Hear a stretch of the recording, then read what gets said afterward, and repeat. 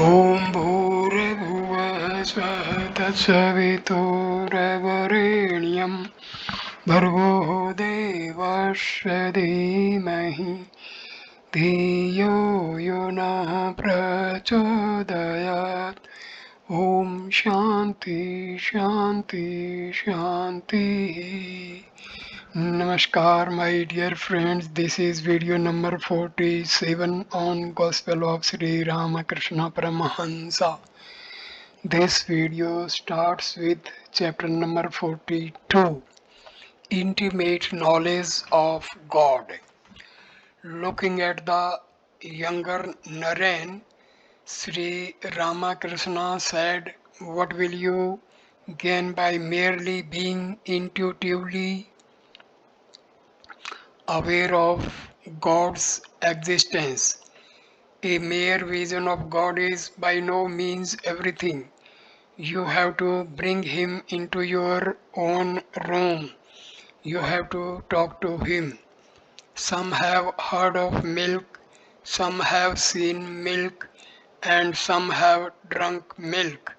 Some have seen the king, but only one or two can bring the king home and entertain him. M went to the Ganges to take his bath. It was 10 o'clock. Sri Ramakrishna was still talking with the devotees. After finishing his bath, M returned to Balram's house. He saluted the master and sat down near him. Sri Krishna was filled with intense spiritual fervor. Words of wisdom flowed from him. Now and then he narrated his profound mystical experiences to the devotees. Master's spiritual experiences. Master, I went to Banaras with Mathur Babu. Our boat was passing the Manikarnika Ghat on the Ganges when suddenly I had a vision of Shiva. I stood near the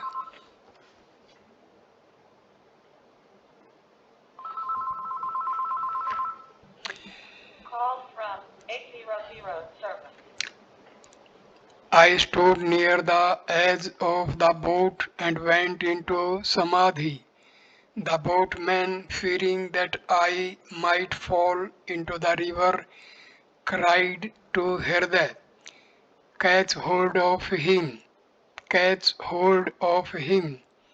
I saw Shiva standing on that ghat, embodying in himself all the seriousness of the world. At first, I saw him standing at a distance, then I saw him approaching me. At last, he merged in me. Another time, in an ecstatic mood, I saw that a sannyasi was leading me by the hand. We entered a temple and I had a vision of Annapurna made of gold. God alone has become all this, but He manifests Himself more in certain things than in others. To M, perhaps you do not believe in the salagram. Englishmen do not believe in it. It does not matter whether you believe in it or not. A salagram should contain the mark of a disc and other signs. Only then can it be worshipped as an emblem of God. Yes, sir. It is like the fuller manifestation of God in a man with good physical traits. Master, at first Narendra used to say that these were figments of my imagination, but now he accepts everything. Sri Ramakrishna was describing the vision of God when he went into Samadhi. The devotees looked at him with fixed gaze. After a long time, he regained consciousness of the world and talked to the devotees. Master to M. What do you think I saw? I saw the whole universe as a salagram, and in it I saw your two eyes. In silent wonder, M and the devotees listened to these words about his inner experience. At this moment, Sarda, another young disciple of the Master, entered the room and saluted him. Master to Sharda, why don't you come to Dakshineswar? Why don't you see me when I come to Calcutta? Sharda, nobody tells me about it, Master. Next time I shall let you know. To M smiling, make a list of these youngsters. M and the devotees laugh. Sharda, my relatives at home want me to marry. Pointing to M. How many times he has scolded me about marriage. Master, why should you marry just now? To M. Sarda is now in a very good state of mind. Formerly he had a hesitant look. Now his face beams with joy. Sri Ramakrishna said to devotees, will you kindly fetch Purna? Narendra arrived. Sri Ramakrishna asked a devotee to give him some refreshments. He was greatly pleased at the sight of Narendra. When he fed Narendra, he felt that he was feeding Narayana himself. He stroked Narendra's body affectionately. Spiritual fervor of Gopalma. Gopalma entered the room. She was a great devotee of Gopala and was blessed with many lofty spiritual visions. Sri Ramakrishna had asked Balram to send a man to bring her from Kamarhati. As soon as she entered the room, she said, I am shedding tears of joy. With these words, she bowed before the Master, touching the ground with her forehead. Master, what is this? You address me as Gopala and still you salute me. Now go into the inner apartments and cook some curry for me. Put some spicy seasoning in it so that I may get the smell from here. All laugh. Gopalma, what will they, meaning the members of the household, think of me? Before she left the room, she said to Narendra in a very fervent voice, my child, have I reached the goal or have I farther to go? It was the day of the car festival, so there was some delay in the worship of the family deity. When the worship was finished, Sri Ramakrishna was asked to have his meal. He went to the inner apartments. The women devotees were anxious to see him. Man and woman devotees. Sri Ramakrishna had many women devotees, but he did not talk much about them to his man devotees. He would warn the men against visiting women devotees. He would say, don't overdo it, otherwise you will sleep. To some of his men devotees, he would say, don't go near a woman even if she rolls on the ground with devotion. The master wanted the man to live apart from women devotees. Only thus would the two groups make progress. He did not like the women devotees to caress the man as Gopala, for too much of this motherly affection was not good. It degenerated in time into a harmful relation. After his midday meal, Sri Ramakrishna sat in the drawing room with the devotees. It was 1 o'clock. A devotee brought Purna from his home. With great joy the master exclaimed to M. Here he is. Purna has come. Narendra, the young Narayana, Haripada and other devotees were talking with the master. Free will. The younger Naren, sir, have we any free will? Master, just try to find out who this I is. While you are searching for I, he comes out. I am the machine and he is the operator. You have heard of a mechanical toy that goes into a store with a letter in its hand. You are like that toy. God alone is the doer. Do your duties in the world as if you were the doer, but knowing all the time that God alone is the doer and you are the instrument. As long as the upadhi exists, there is ignorance. I am a scholar, I am a jnani, I am a wealthy, I am honorable, I am the master, father, and teacher. All these ideas are begotten of ignorance. I am the machine and you are the operator, that is knowledge. In the state of knowledge, all upadhis are destroyed. When the log is burnt up entirely, there is no more sound, no heat either. Everything cools down. Peace, peace.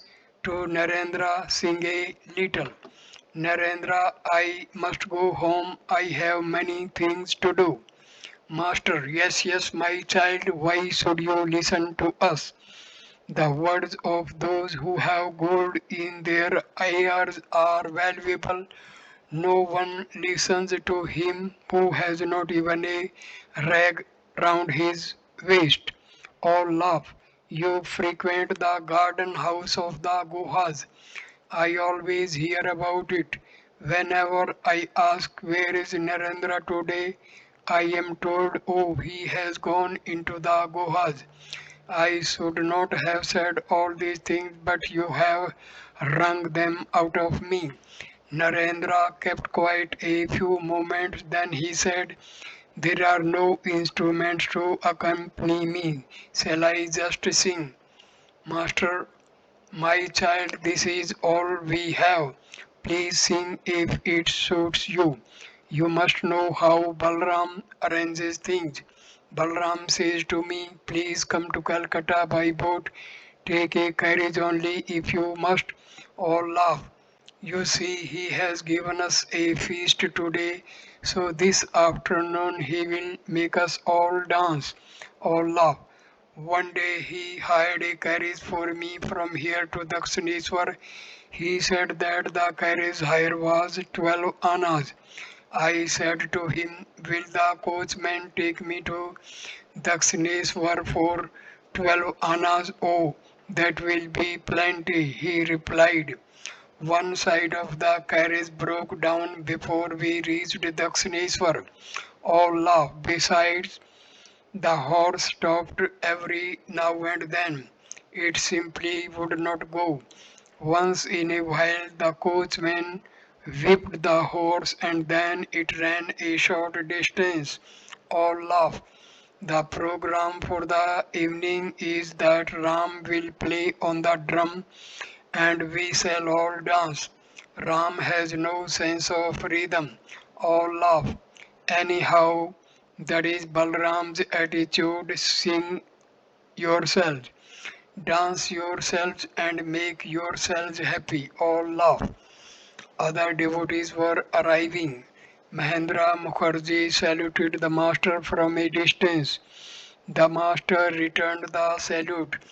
Then he salaamed to Mahendra like a Muslim. The master said to a young devotee who sat next to him. Why don't you tell him I have slammed to him?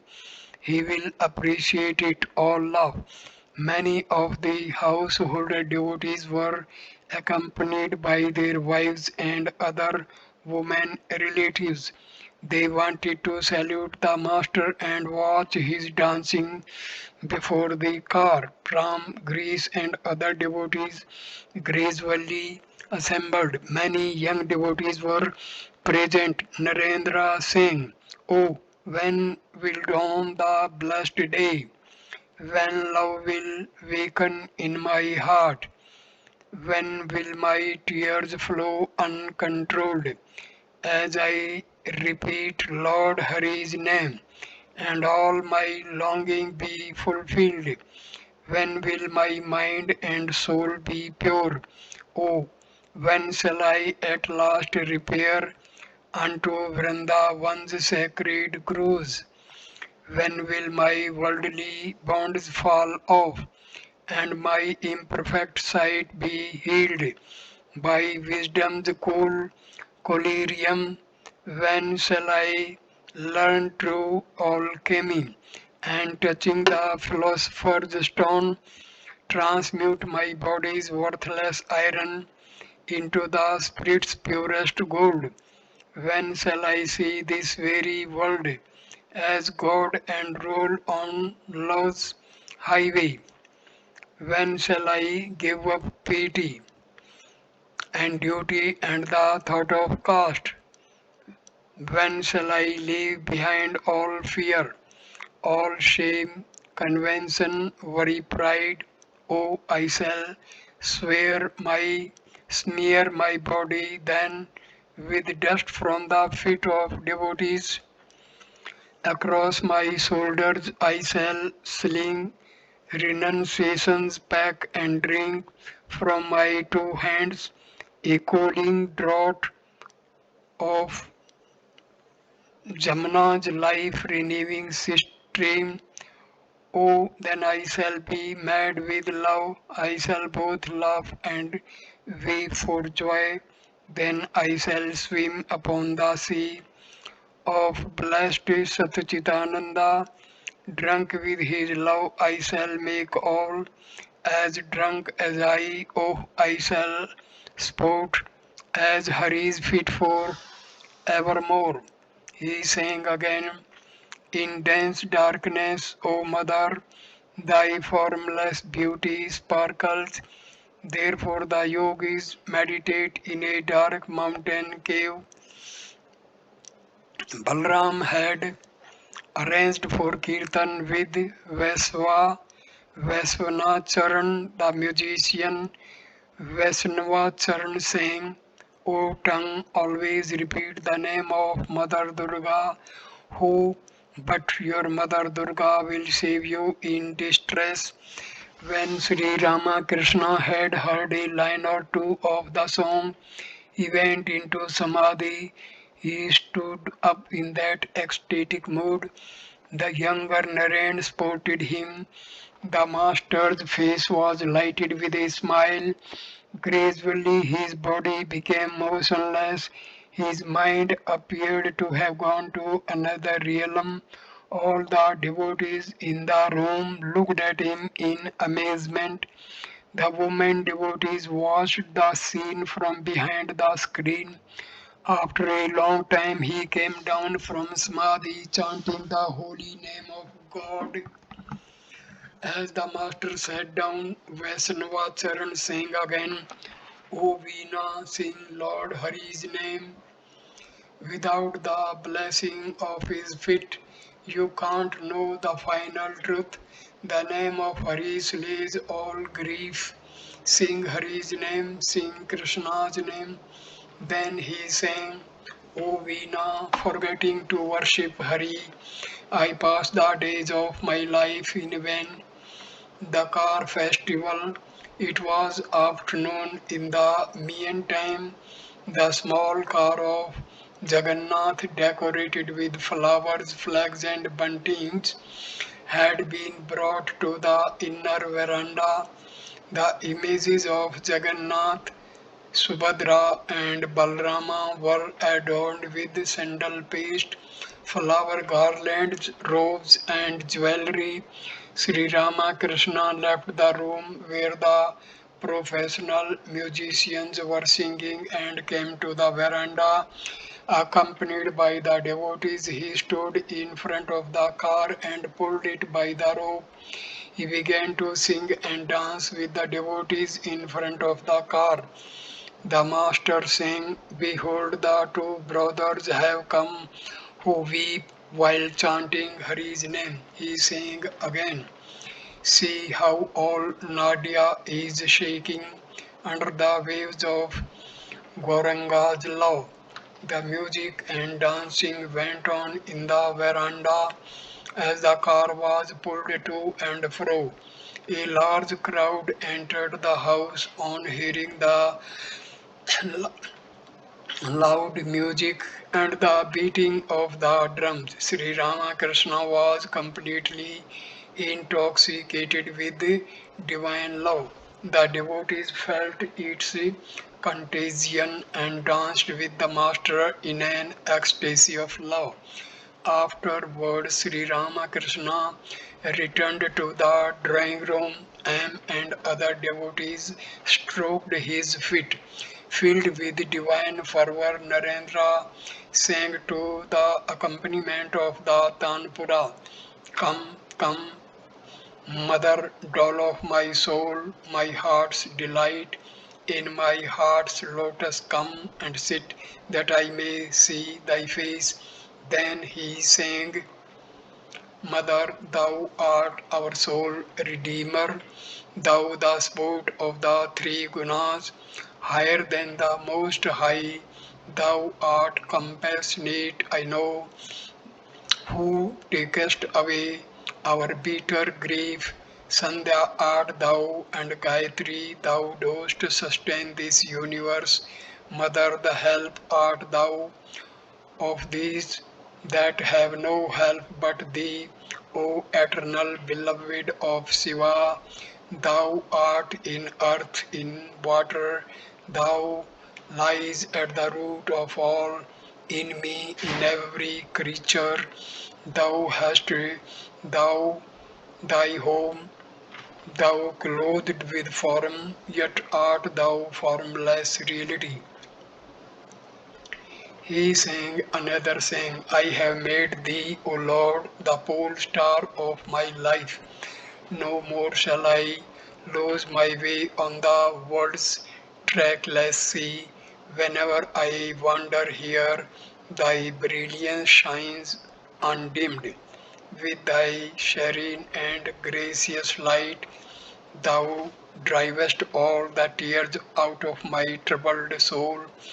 In my heart's inmost shrine, thy face forever beams. It for a moment, even I cannot find it there.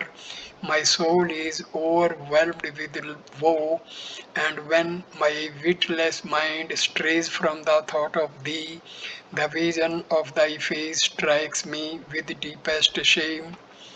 A devotee said to Narendra, "Will you sing that one, O mother, thou my inner guide, ever awake within my heart?" Master, oh no, why that song now? The proper thing now is to sing of divine bliss, a song like O Mother Shama, full of the waves of drunkenness divine. Narendra sang, "O Mother Shama, full of the waves of drunkenness divine, who knows how thou dost sport in the world, the fun and frolic, and thy glance is put to shame the God of love, O wielder of the sword, O thou of terrifying face. The earth itself is shaken under thy leaps and strides, O thou abode of the three gunas, O Redeemer, fearsome one, thou who art the consort of Shiva.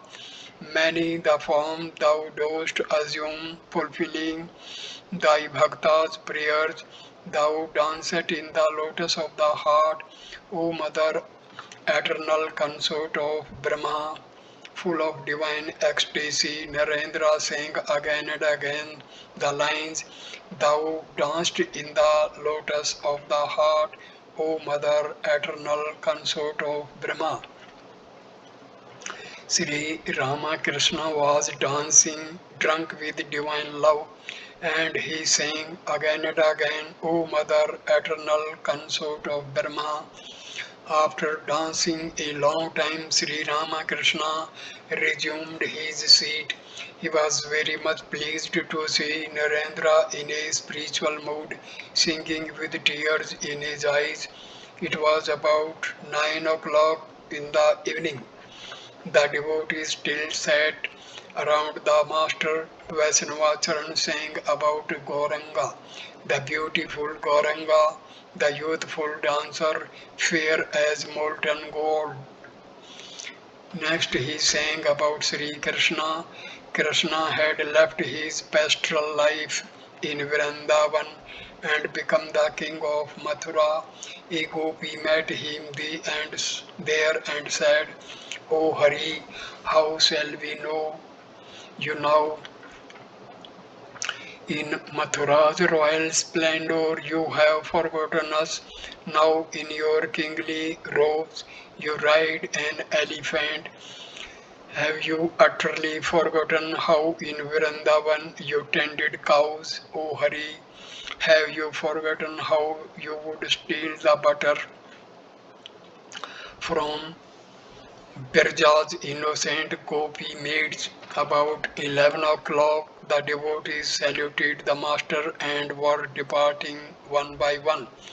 "Master, you may all go," pointing to Narendra and the younger Naren. "It will be enough if these two stay to Greece. Will you eat your supper at home? You may stay a few minutes if you want to. You want a smoke. But Balram's servant is just like his master. Ask him for a smoke, he won't give it." All laugh. "But don't go away without having your smoke." Greece had brought with him a respectable friend. The latter observed all these things and left the place. Sri Ramakrishna said to Greece, "I say this to you and to everyone. Please do not force anybody to come here. Nothing happens except at the right time." Before leaving, a devotee saluted the master. He had a young boy with him. Sri Ramakrishna said to him affectionately, "It is getting late and you have this boy with you." Narendra, the younger Naren, and a few other devotees stayed a while and then took their leave. Wednesday, July 15, 1885. It was 4 o'clock in the morning. Sri Ramakrishna was in bed in the small room next to the drawing room. M was sitting on a bench on the outer veranda to the south of the room. A few minutes later, Sri Ramakrishna came out to the veranda and saluted him. "Master, I have already been up once." "Well, shall we go to Dakshineswar this morning?" The Ganges is less choppy in the morning. Day was gradually breaking. The devotees had not yet arrived. Sri Ramakrishna had washed his mouth and was chanting the names of God in his sweet voice. He stood near the north door of the room. M was by his side. A few minutes later, Gopalma arrived and stood near him. One or two women devotees were looking at the master from behind the doors of the inner apartments. They were like the gopis of Vrindavan looking at Sri Ramakrishna, or the women devotees of Nadia looking at Gauranga from behind the screen. After chanting the name of Rama, Sri Ramakrishna chanted the name of Krishna, Krishna, Krishna, Krishna of the gopis, Gopi, Gopi, Krishna, the life of the cowherd boys of Vrindavan, Krishna, the son of Nanda, Govinda, Govinda. Next he chanted the name of Gauranga, then he repeated Alekha Niranjana, which is a name of God, saying Niranjana, he wept, the devotees wept too, with tears in his eyes. The master said, O Niranjana, O my child, come eat this, take this. When shall I make my life blessed by feeding you? You have assumed this human form for my sake. He prayed to Jagannath in a very touching voice. O Jagannath, Lord of the universe, O friend of the world, O friend of the poor, I am not, O Lord, outside thy universe. Be gracious to me. While he sang in a praise of Jagannath, he was beside himself with divine love. Now he chanted the name of Narayana. He danced and sang, O Narayana, O Narayana, Narayana, Narayana. He danced and sang again, O friend, I have not found him yet whose love has derived me. And afterwards the master sat in the small room with the devotees. He was completely stripped of his clothes like a 5-year-old child. M. Balram and a few other devotees were in the room. Master, one can see God's form, one sees God when all upadhis disappear and reasoning stops. Then a man becomes speechless and goes into samadhi.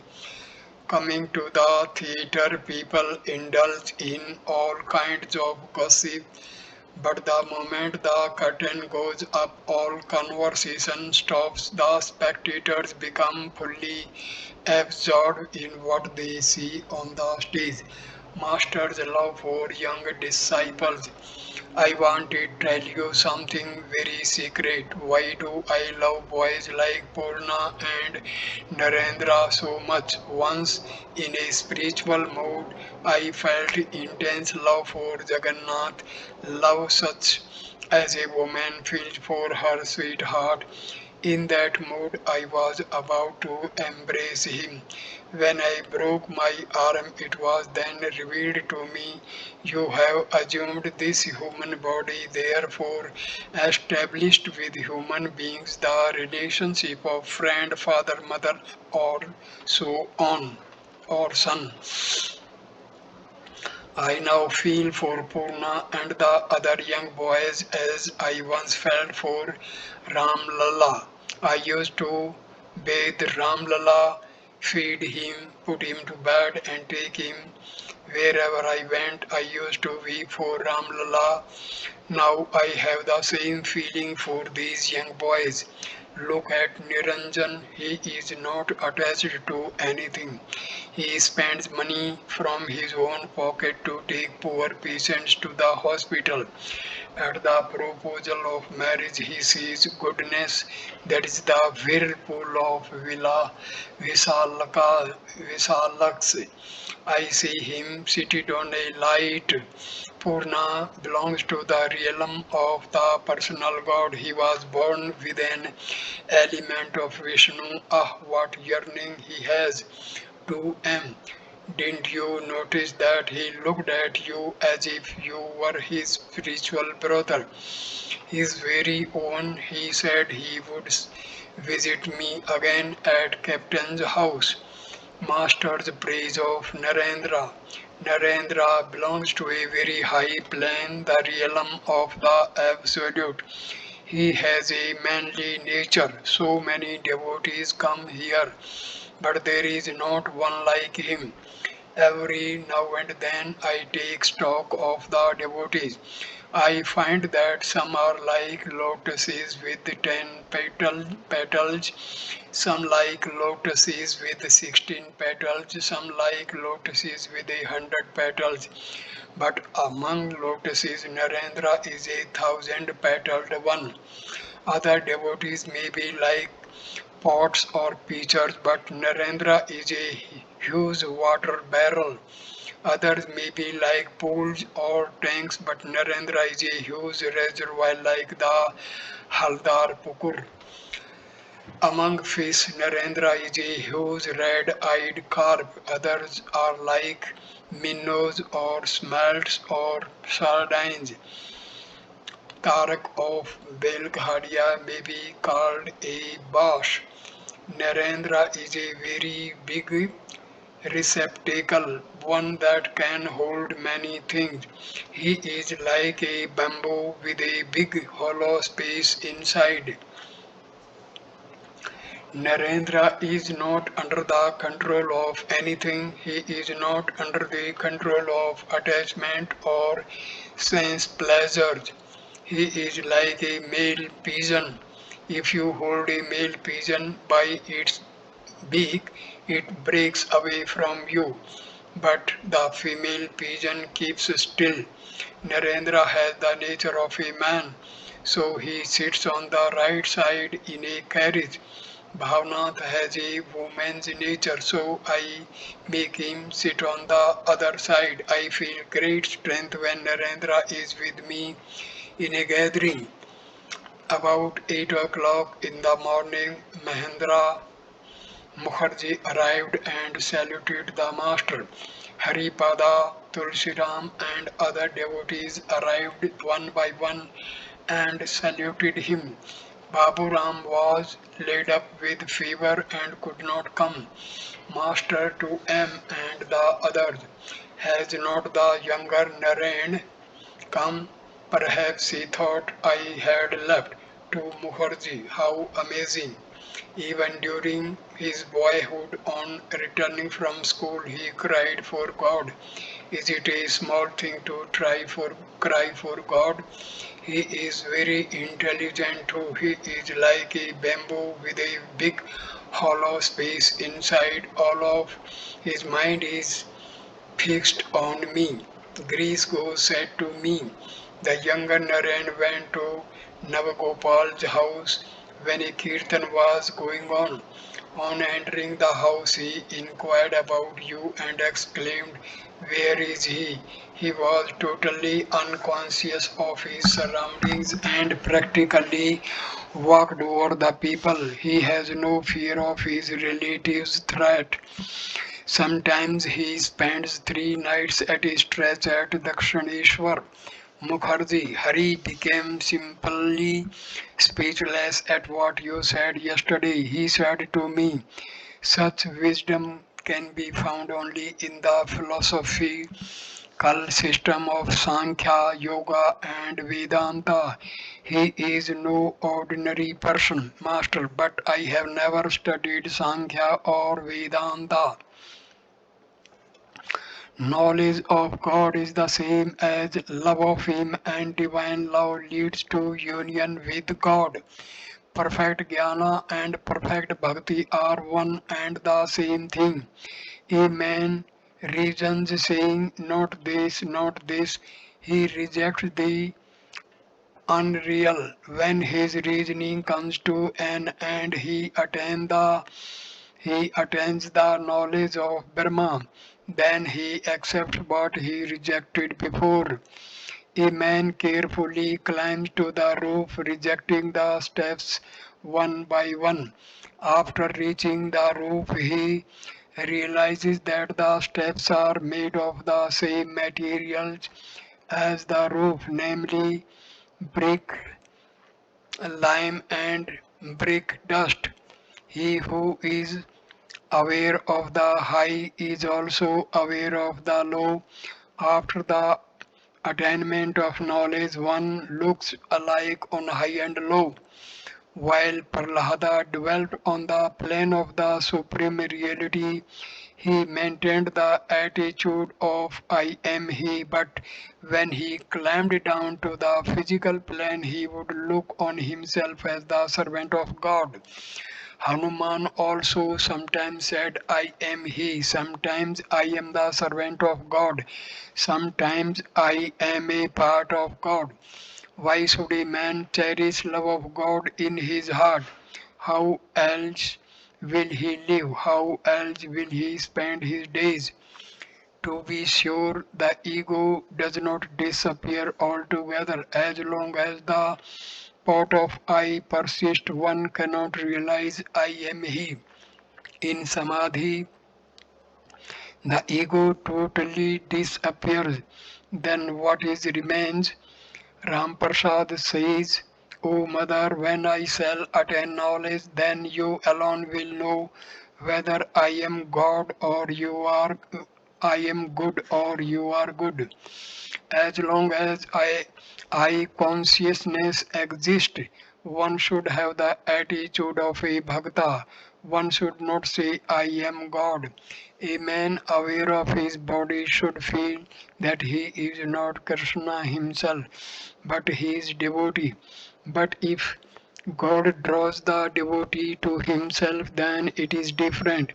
It is like the master saying to his beloved servant, come take your seat near me, you are the same as I. The waves are part of the Ganges, but the Ganges is not part of the waves.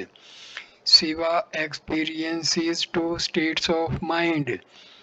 When he is completely absorbed in his own self, he feels I am he. In that union, neither body nor mind functions, but when he is conscious of his separate ego, he dances exclaiming Rama, Rama. That which is unmoving also moves. Just now you are still, but a few moments later the same you will be engaged in action. Jnana and bhakti are one and the same thing. The difference is like this: one man says water and another a block of ice. Two kinds of samadhi. Generally speaking, there are two kinds of samadhi. First, sthita or jada samadhi. One attains it by following the path of knowledge as a result of the destruction of the ego through reasoning. Second, bhava samadhi. One attains this by following the path of bhakti. In this second samadhi, in a trace of ego remains like a line in order to enable the devotee to enjoy God, to taste His Leela. But one cannot understand all this if one is attached to woman and gold. I said to Kedar, you will never succeed if your mind dwells on woman and gold. I wanted to pass my hand over his chest, but I could not. He has knots and twists inside. It was like a room smelling of filth which I could not enter. His attachment to the world is very deep. It is like a natural emblem of Shiva, whose root spreads as far as Banaras. One will never succeed if one is attached to the world, to woman and gold. Master praises his young disciples. The youngsters are yet untouched by woman and gold. That's why I love them so dearly. Hajra says to me, you love a boy if he comes from a wealthy family or if he is handsome. If that is so, then why do I love Harish, Latu and Narendra? Narendra has not a penny to buy salt to season his rice. The youngsters' minds are not yet colored by worldliness. That's why they are so pure in heart. Besides, many of them are eternally perfect. They have been drawn to God from their very birth. It is like a garden in which, while clean, cleaning it, you suddenly discover water pipes. The water gushes forth without any effort on your part. Balram, sir, how was it possible for Purna to know all of a sudden that the world is illusory? Master, he has inherited that knowledge from his previous birth. In his past lives, he practiced many disciplines. It is the body alone that is small or grows big and not the Atma. Do you know what these youngsters are like? They are like certain plants that grow fruit first, then flowers. These devotees first of all have the vision of God, next they hear about His glories and attributes, and at last they are united with Him. Look at Niranjan. He always keeps his accounts clear. He will be able to go whenever he hears the call. Respect to one's own mother, but one should look after one's mother as long as she is alive. I used to worship my mother with flowers and sandal paste. It is the mother of the universe who is embodied as our earthly mother. As long as you look after your own body, you must look after your mother too. Therefore, I said to Hajra, when you have a cold, you procure black pepper, sugar candy, and salt. As long as you feel you must look after your body, you must look after your mother too. But it is quite different when you completely forget your body. Then God Himself assumes your responsibilities. A minor cannot look after himself, therefore a guardian is appointed for him. Chaitanya Deva, like a minor, could not look after himself. M. Went to the Ganges to bathe. Master's spiritual experiences. Sri Ramakrishna was talking with the devotees in the small room in Balram's house. Mahendra, Balram, Tulsi, Haripada, Grace, and other devotees were sitting on the floor. M returned from the Ganges after saluting the master. He took a seat near him. Sri Ramakrishna was recounting to the devotees some of his spiritual experiences. Master, one day in the Kali temple, Haldhari and Nangata were sitting on the floor and returned from the Ganges.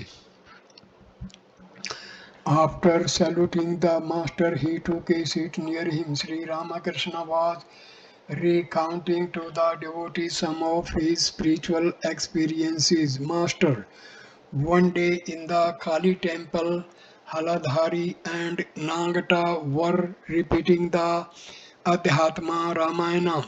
Suddenly, I had a vision of a river with woods on both sides. The trees and plants were green.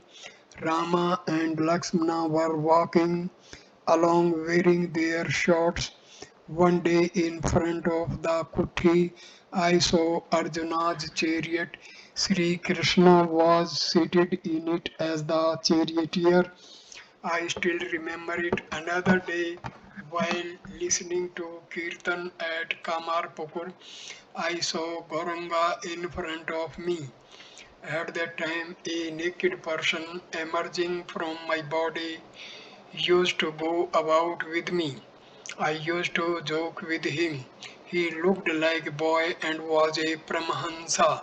I cannot describe to you all the divine forms I saw at that time. I was suffering then from indigestion, which would become worse when I saw visions. So I would try to shun these divine forms and would spit on the ground when I saw them, but they would follow me and obsess me like ghosts. I was always overwhelmed with divine ecstasy and could not tell the passing of day and night. On the day after such a vision, I would have a severe attack of diarrhea, and all these ecstasies would pass out through my bowels. Grace, smiling, I am examining your horoscope. Master, smiling, I was born on the second day of the bright fortnight of the moon. My horoscope shows the positions of the sun, the moon, and the Mercury at the time of my birth. There are not many more details. Grace, you were born under Kumbha. Rama and Krishna were both born under Karkat and Brisha, and Chaitanya under Simha. Master, I had to desire first that I should be the king of the devotees, and second that I should not be a dry sadhu. Giri, smiling, why did you have a practice spiritual discipline? Master, smiling, even the Divine Mother had to practice austere sadhana to obtain Shiva as her husband. She practiced the Panchatapa. She would also immerse her body in water in winter time and look fixedly at the sun. Krishna himself had to practice much sadhana. I had many mystic experiences, but I cannot reveal their contents. Under the bel tree, I had many flaming visions. There I practiced the various sadhanas prescribed in Tantra. I needed many articles, human skulls, and so forth and so on. The Brahmini used to collect these things for me.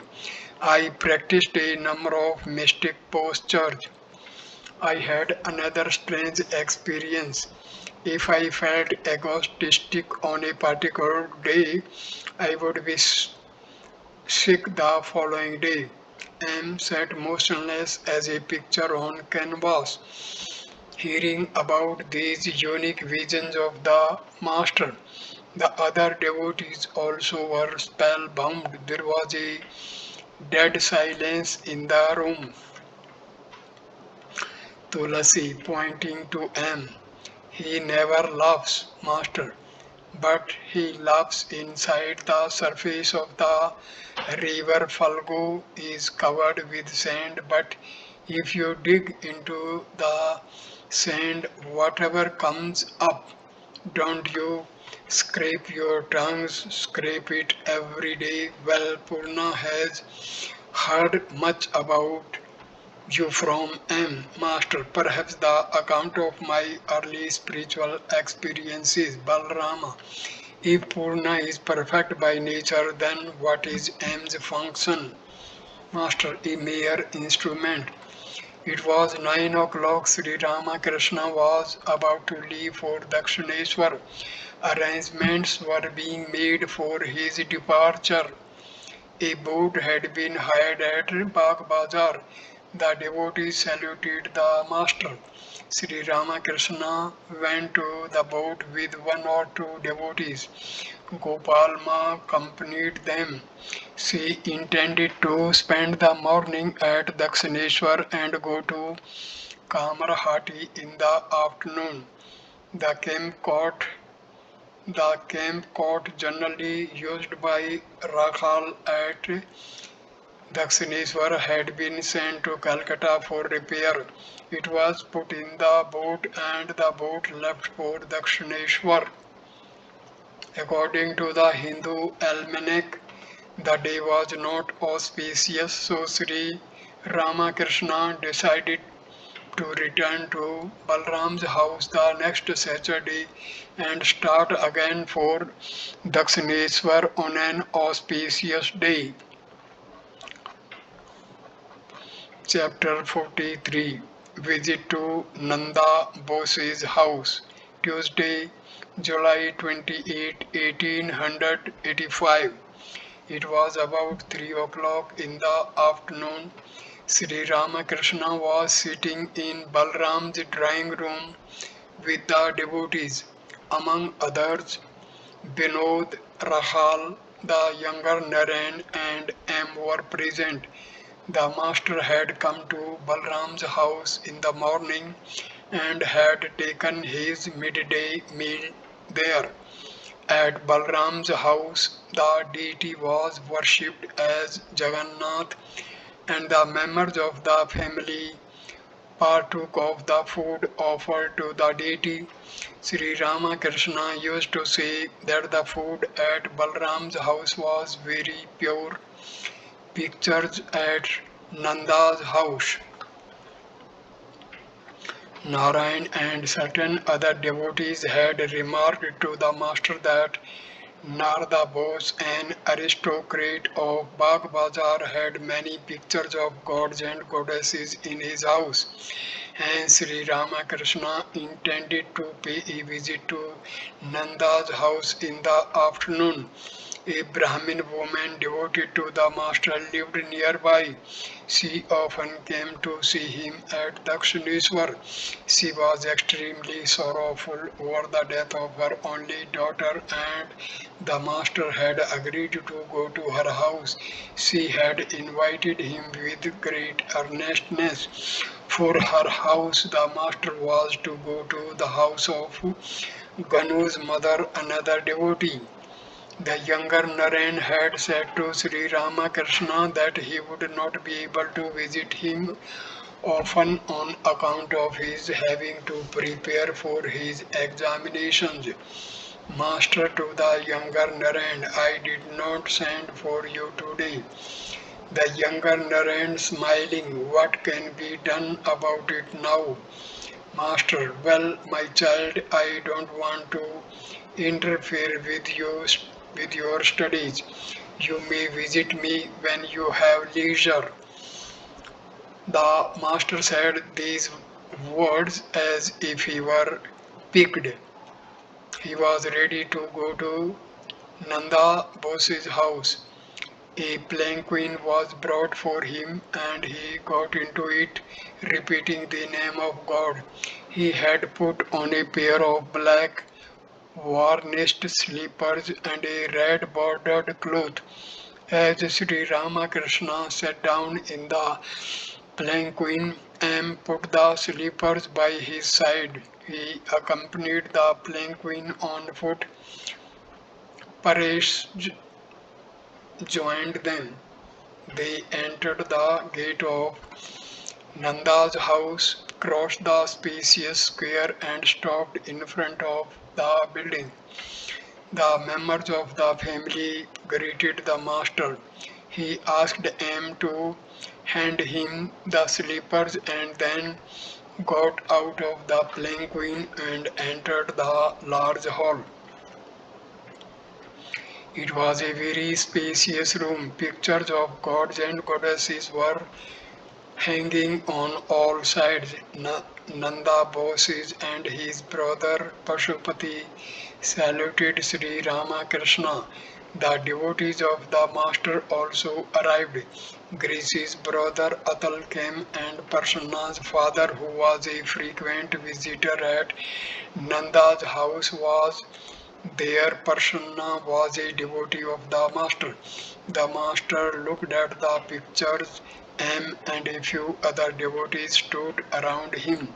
Pasupati was explaining the pictures to them.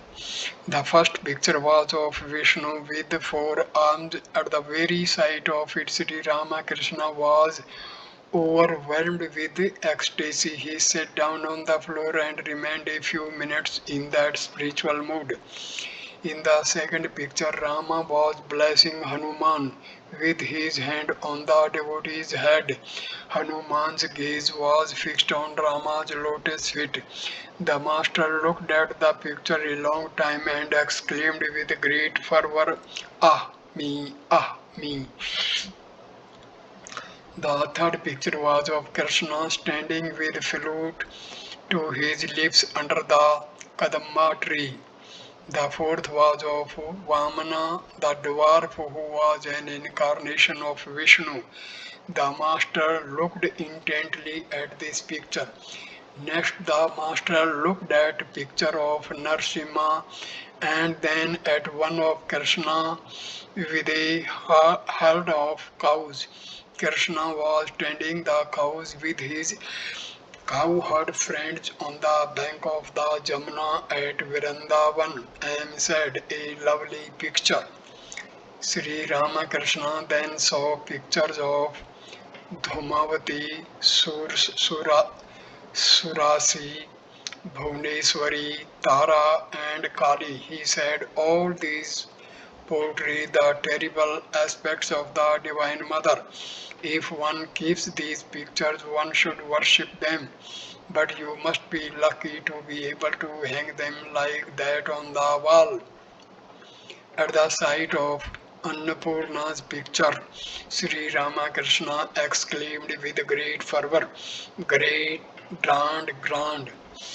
The next picture was one of Radhika as monarch. She was seated on a throne in the Nikunja grove.